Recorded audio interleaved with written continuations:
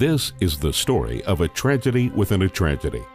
Within days of the December 7, 1941 Japanese attack on Pearl Harbor, Washington ordered a hasty investigation that blamed the attack on just two men. These men were the Army and Navy commanders in Hawaii, General Walter Short and Admiral Husband Kimmel. Humiliated, ridiculed, and demoted, these two men shouldered the pain of an entire nation. But over 7 decades, the real story has emerged.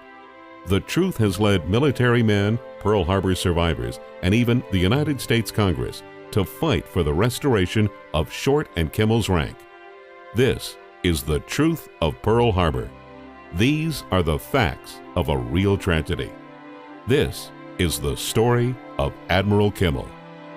The water at Pearl Harbor was shallow, too shallow for aerial torpedoes, or so Admiral Kimmel was led to believe in 1941. But the U.S. Navy knew better, yet kept the evidence hidden until 1998. Michael Gannon is Professor Emeritus at the University of Florida and author of Pearl Harbor Betrayed. The most extensive damage done by the Japanese to the American battleships in Pearl Harbor was done by aerial torpedoes. That is, torpedoes dropped from aircraft nearby the hulls of those great ships. Now, normally, an aerial torpedo would strike the water and dive down a considerable number of fathoms before rising to its programmed depth. But the water in Pearl Harbor was only 30 feet deep, 45 in the channels, but where the battleships were moored, 30 feet. And any known aerial torpedo would dive into the muck bottom before it could rise up and choose a programmed depth that would enable the torpedo to hit a battleship below its armor belt. The Japanese, when they were planning the attack on Pearl Harbor, realized that they had to develop a torpedo that would stay near the surface and not dive into the bottom. And they devised a torpedo with enlarged wooden fins that accomplished that purpose. In trials of that torpedo, the Japanese estimated that of 40 torpedoes dropped into the water of Pearl, 27 would hit their mark. They were pretty close to it because of the 40 dropped at Pearl, 25 did hit the battleships they were intended to hit.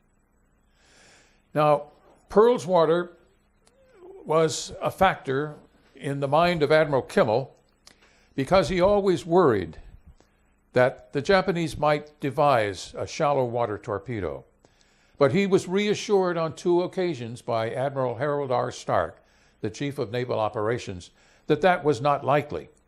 In 2 letters to Admiral Kimmel, Stark reassured Kimmel that so far as was known about the world's navies, no one had developed a torpedo that would go under 30 feet in its initial dive. Such reassurances to Kimmel were sent by Stark on February 15 and June 13 of 1941. And so Admiral Kimmel was led to believe that he was free of any concern so far as aerial torpedoes mattered. But in 2000, the year 2000, at the National Archives in College Park, Maryland, I discovered a report from the Naval Attaché in London about a new aerial torpedo that had been developed by the British Royal Navy Fleet Air Arm. It was a torpedo that could be dropped in water as shallow as 24 feet. And this was not a theoretical torpedo. This was an operational torpedo that the British were using for attacking Italian harbors and shipping in shallow waters off the coast of Africa.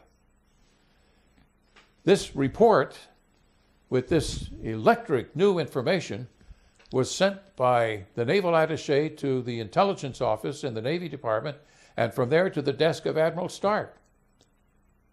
Did Admiral Stark immediately send this critically important information to Admiral Kimmel? No. He never sent that information to Admiral Kimmel. And we talk about Kimmel's dereliction of duty. Stark is truly branded with dereliction by this refusal to alert his commander-in-chief at Pearl Harbor that the Japanese might similarly develop a shallow water torpedo and use it against his ships. Help right a wrong. End 70 years of injustice.